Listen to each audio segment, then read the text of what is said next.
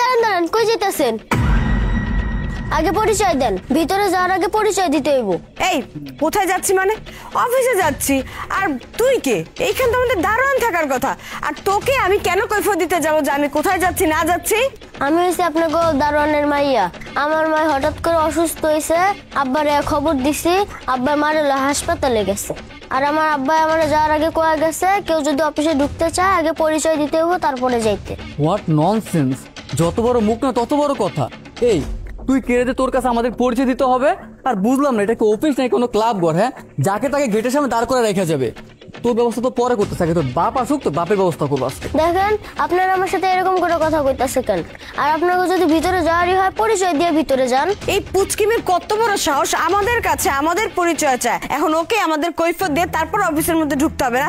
কত বড় বেয়াদবি করতেছে আমার সাথে। তোকে তো আজকে আমি হাউ ডেয়ার ইউ! হ্যাঁ, আপনি এই ছোট বাচ্চার গায়ে হাত তুলতে গিয়েছিলেন কোন সাহসে? হ্যাঁ, কে সাহস দিয়েছে আপনাকে একটা ছোট বাচ্চার গায়ে হাত তুলতে? হ্যাঁ, আপনাদেরকে ন্যূনতম কমন সেন্স বলতে কিছু নেই? আপনারা তো বেশ বড়, তাই না? আপনারা এত বড় মানুষের ছোট একটা বাচ্চার গায়ে হাত তুলতে কি একবার হাতটা কাঁপলো না? ম্যাডাম আপনি জানেন না, এতটুকু পুচকে মেয়ে আমাদের কাছে কৈফিয়ত চাচ্ছে। এখন কি ওর কাছে আমাদের কৈফিয়ত দিতে হবে? আর আমাদের সাথে রীতিমতো বেয়াদবি করতেছিল, এই জন্যই তো আমি ওর গায়ে হাত উঠাতে চাইছি। কি ব্যাপার ম্যাডাম, কি হয়েছে? কোনো ঝামেলা? মা এদিকে। ম্যাডাম কিছু হয়েছে? আলিফ, তুমি কোথায় ছিলে? তোমার না এখন ডিউটি টাইম। আর তার থেকে বড় কথা, এই পিচ্ছি মেয়েটা এখানে কি করতেছে? ম্যাডাম আসলে হয়েছে কি, মাইয়া যখন স্কুল থেকে বাসায় গেছে, গিয়ে দেখে ওর মায় অনেক অসুস্থ, কাতরাইতেছে। মাইয়ার কোনো কিছু না চিন্তা করে আমার কাছে পড়ছে, আইসা আমারে কইছে। আমি কইলাম যে তুমি তাইলে মা এই জায়গায় থাকো, আমি আইতাছি। তোমার মায়ের অবস্থা দেখে যদি মনে হয় হাসপাতালে নিতে হইব, তাহলে আমি তোমার মায়ের হাসপাতালে রাখা তারপর আইতাছি। তুমি কিন্তু কাউরে অফিসে ঢুকতে দিও না। কেউ যদি আহে তুমি তার পরিচয় নিয়ে তারপরে ঢুকতে দিবা। আব্বা তুমি আমার যাওয়ার আগে কয়ে গেছিল না কেউ যদি ঢুকতে চায় তাহলে পরিচয় নিতে? আর আমি হাগো থেকে পরিচয় চাইছি, আর আমার সাথে খুব খারাপ ব্যবহার করছে। আমার গায়ে হাতও তুলতে নিছিল, বড় ম্যাডাম আমার বাসাইছে। ও আচ্ছা, এই তাহলে কাহিনী। এই যে মিস দোলা, হ্যাঁ, আর মিস্টার সাব্বির, এই বাচ্চা মেয়েটা ভুল কিছু করে না। হ্যাঁ, এই বাচ্চা মেয়েটা তো তার কাজই করছিল। হ্যাঁ, তার বাবা তাকে যেটা বলে গিয়েছিল সে সেটাই করছিল, যে আননোন যদি কেউ আসে তাকে যেন ভিতরে ঢুকতে না দেওয়া হয়। বাচ্চা মেয়েটা তো আপনাদেরকে চেনে না যে আপনার এই কোম্পানি এমপ্লয়।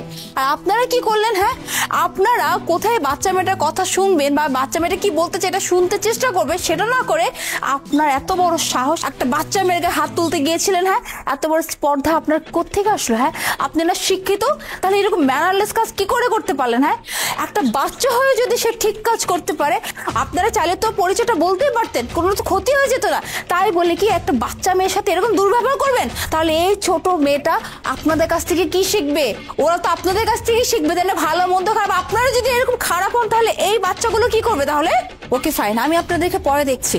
আর আলিফ, তুমি এটা কেমন কাজ করলে? হ্যাঁ, মানছি তোমার এমার্জেন্সি, তো তুমি তো আমাকে একটা কল করে যেতে পারতে যে ম্যাডাম আমার ইমার্জেন্সি একটা কাজ পড়ে গেছে, আমি একটু যাচ্ছি। আমি কি তোমাকে কিছু বলতাম? তুমি কি করলে? তোমার এই বাচ্চা মেয়েটাকে এখানে বসিয়ে রেখে তুমি গেলে তোমার ওয়াইফের কাছে। তুমি একটাবার চিন্তা করলে না বাচ্চা মেয়েটা যে এখানে আমি বসিয়ে রেখে গেছি, বাচ্চা মেয়েটা যদি কিছু হয়? শোনো আলিফ, তুমি আমার এমপ্লয়। হ্যাঁ, তোমার যদি কোনো অসুবিধা সুবিধা সেটা তুমি আমার কাছে শেয়ার করবে। তুমি আজকে যে কাজটা করলে, আজকে যদি ওরা বাদে অন্য কোনো মানুষ আসতো আর অন্য কোনো মানুষ এসে তোমার বাচ্চার সাথে দুর্ব্যবহার করতো, কোনো ছেলে ধরা এসে যদি ওকে নিয়ে যেত, তখন কি করতে তুমি? আর তার থেকেও বড় কথা আলিফ, ও বাচ্চা মেয়ে পড়াশোনা করতেছে, হয়তো ক্লাস 1 বা 2 পড়বে। হ্যাঁ, আর তুমি সেই মেয়েকে এখানে দায়িত্ব দিয়ে গেছো, দাঁড়ানোর দায়িত্ব।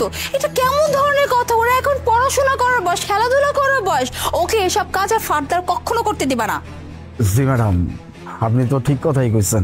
আমি ম্যাডাম এত কিছু চিন্তা করতে পারি নাই, তো আসলে অনেক তাড়াহুড়ার ভিতরে আছিলাম। আমার মাইয়া এসে আপনি কইছে, অনেক চিন্তা লাগতেছিল, এজন্য মাইয়ারে রেখে আমি দৌড় দিছিলাম।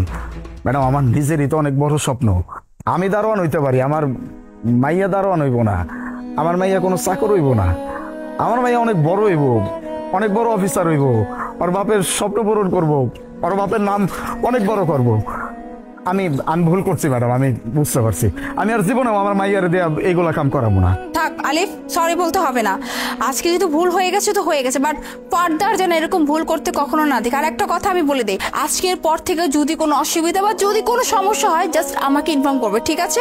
আর তুমি এখন তোমার মেয়েকে নিয়ে বাসা যাও। আর এই যে তোমরা দুজন আমার কেবিনে যাও, আমি আসতেছি। জি ম্যাম।